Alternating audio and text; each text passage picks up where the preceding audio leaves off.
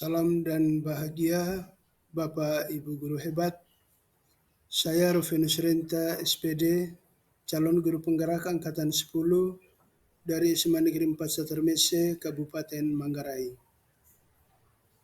Kali ini saya akan membagikan tugas 1.2.A.8 terkait koneksi antar materi modul 1.1 yang berkaitan dengan filosofi pemikiran KHD dengan modul 1.2 tentang nilai dan peran guru penggerak.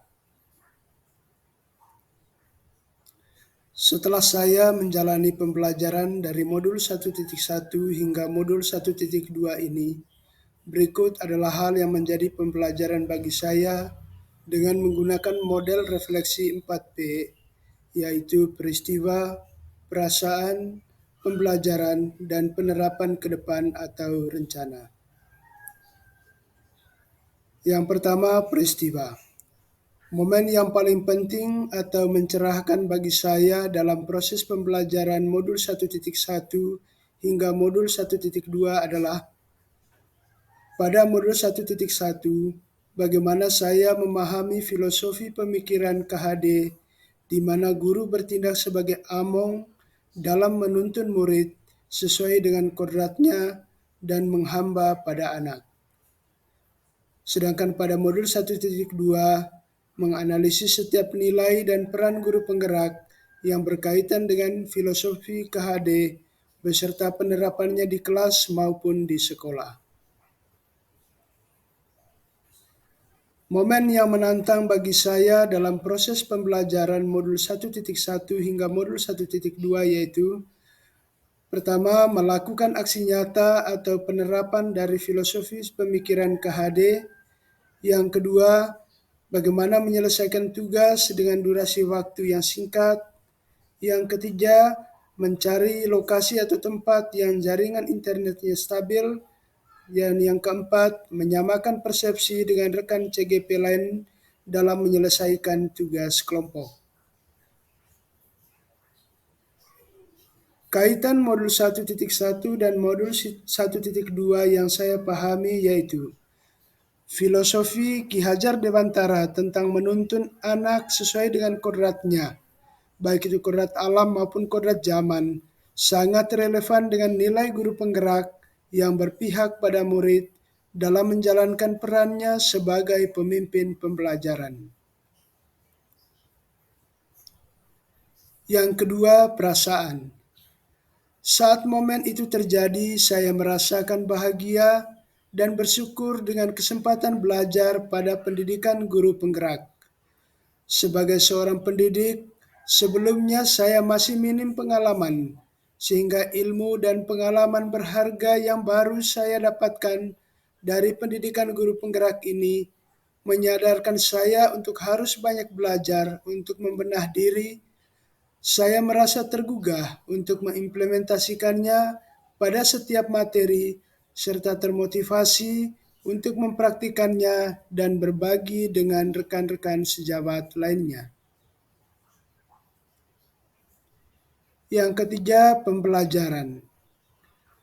Sebelum momen tersebut terjadi, saya berpikir bahwa saya adalah guru biasa yang memiliki orientasi bahwa pembelajaran yang baik adalah jika murid mengikuti apa yang diinginkan atau dikehendaki guru. Murid hanyalah objek pembelajaran yang duduk, diam, mendengarkan, serta guru sebagai pusat pembelajaran. 2. Selalu mengedepankan target pencapaian materi tanpa memperhatikan proses dan fokus penilaian hanya pada penilaian kognitif.